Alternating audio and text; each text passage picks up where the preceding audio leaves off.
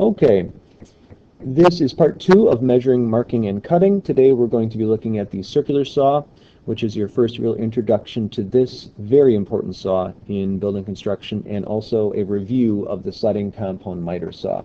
This information will be found on pages 118 and through approximately 120, as well as chapter 25, the sliding compound miter saw, something that we looked at last year. So follow along there. First thing we'll take a look at is what the different components are of the circular saw. On page 119 they give you more labels, but here is the general also label on your screen of what comprises this saw. Essentially what this is, bottom right hand corner of the screen you see there's a motor. On top of the motor is your handle, and that arbor then connects into the blade, spins the blade. You get a specific place where that blade goes based on your direction as you push, along with the base plate. That base plate is tremendously important. That contains also a guide and a bevel, scale, all those things to give you a very specific point of reference against which you can cut. The important parts of the circular saw are the on-off switch. That sometimes is a single trigger, oftentimes a double trigger as well for redundancy. That's on the handle. The cord itself will be coming out either the left-hand side of the saw or the back of the saw. This, along with all other saws pretty much that are made for right-handed people. So if you're left-handed, you have to get used to cutting right-handed for best effectiveness. Some don't have cords too. There are cordless circular saws, and we have one of those made by DeWalt. It does not have nearly the power as the corded ones do, especially our worm drive corded saw.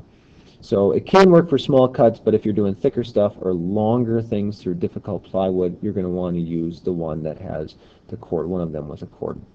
Also there, very important component around the blade is the retractable blade guard. And you also see there's a retracting lever. That guard rotates as you push it into the wood. It would be very dangerous to walk around with a spinning blade without any sort of guard on it, but also you need to be able to cut something. So how does that work? There is essentially a spring-loaded guard, just like you see on many other saws, like sliding compound miter saw, that gets pushed away as you run into the piece of wood. There's also a guide. That guide shows you where to cut, or on the line it gives you an idea where that blade is going to cut exactly, including the kerf. That changes as you change the bevel scale, but that cutting notch indicator / guide is a very good way to start off with your cut. Now there's not a lot of movement. When you insert a big round blade like that into a piece of wood, you're not cutting curves, you're cutting straight. So making sure that you get a good cut at the beginning is very important. Let's look at a few components of the circular saw that are important to remember.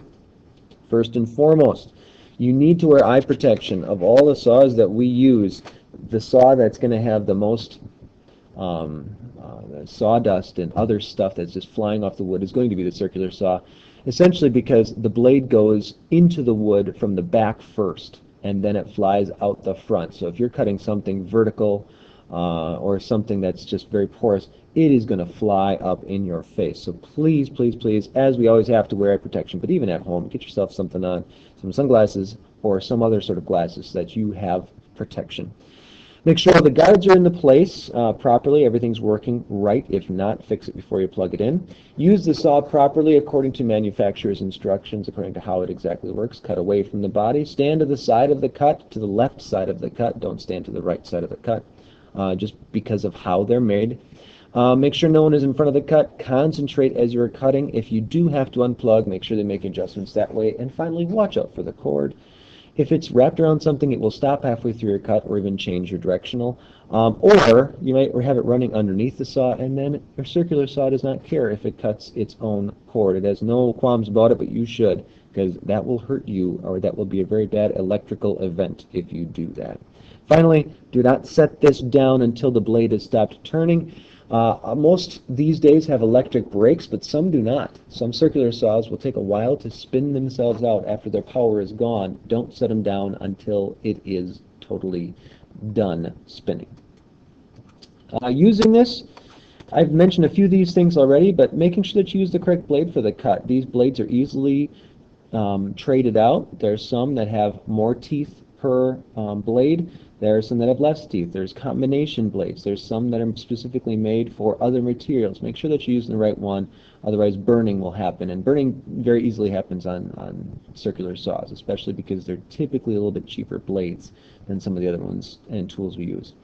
Adjust the angle of the blade if needed. Check according to the plate how square it is, always a good thing. Set the blade depth also, number 3, a little bit below the stock, a little bit more than 1/8. I would go to 1/4, a little bit more than that even if you're going through some big panel goods, because sometimes they bow on you and you might end up not going all the way through.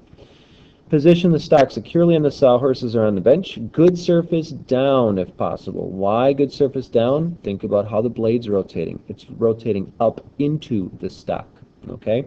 Up into it. That means you're going to tear out on the top, not on the bottom. So always make sure that you do that. When you line it up, place the base plate of the saw on the stock without the blade touching. Position it so it will cut inside the cutting line on the waste surface. So just again, you want half that line left over, so just barely on that line, and you should be perfect for your cut. Always want half the line left over. After checking the cord, pull the trigger, proceed with the cut, use firm, steady pressure.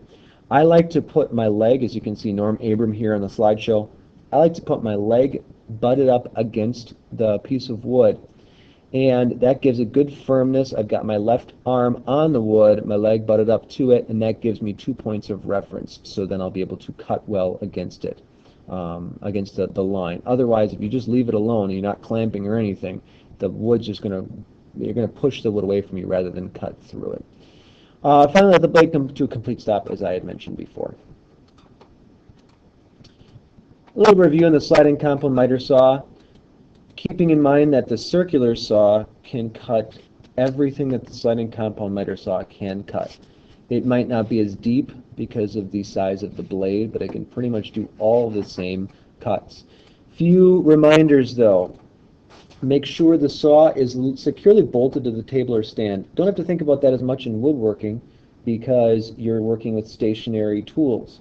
When you're working on a job site, make sure that this is screwed down to something, either the floor, either the subfloor that you're working with, or if it's on its own stand, maybe somebody created its own extension table for it, or maybe you have it like ours is on the stand. Make sure it's on there properly. It's easy to put it on when it's not quite perfect, and then you're pulling down and you pull the whole saw off the stand.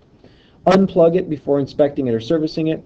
Holding on tightly to the handle when you're pushing the one trigger. In ours, it's just one trigger. Make sure it's comes to a complete rotation, and then straight down into the stock, straight away. You know how that cut works.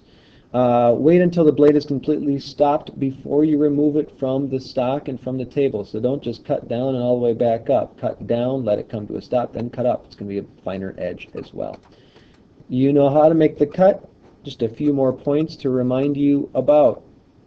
Adjust the miter and bevel angles. Lock the setting in. The detents are nice for building construction. A lot of the detents that you noticed existed on these saws, you probably did not know what they were used for, why exactly those are the ones that were chosen, why those degrees of angles there. And the reason is you'll find out when you get to building construction the very common cuts you're making and the angles that come up very often. Those get their detents and therefore very helpful to be able to use those. Waist side, note where that is, of course. When you're cutting, put your blade on the outside of the mark line along the waist there, so you know exactly which one side you're using there, and cut on that side, leaving half of the pencil line once again. Left hand or the clamps hold the stock. Top speed first, make the cut, let it totally run out, and then raise the blade. We'll go over the sliding compound miter saw once again. We'll all have a chance to use that saw, as well as having a chance to use the circular saw for the first time. That takes practice. You will not be perfect at it first, but you will learn to love the circular saw and just all the different things it can do. Make sure also to do the assignment associated with this. You'll have to do a worksheet for Chapter 25 that I will give you as a review for the sliding compound miter saw, as well as some questions for the circular saw. That's all for this video.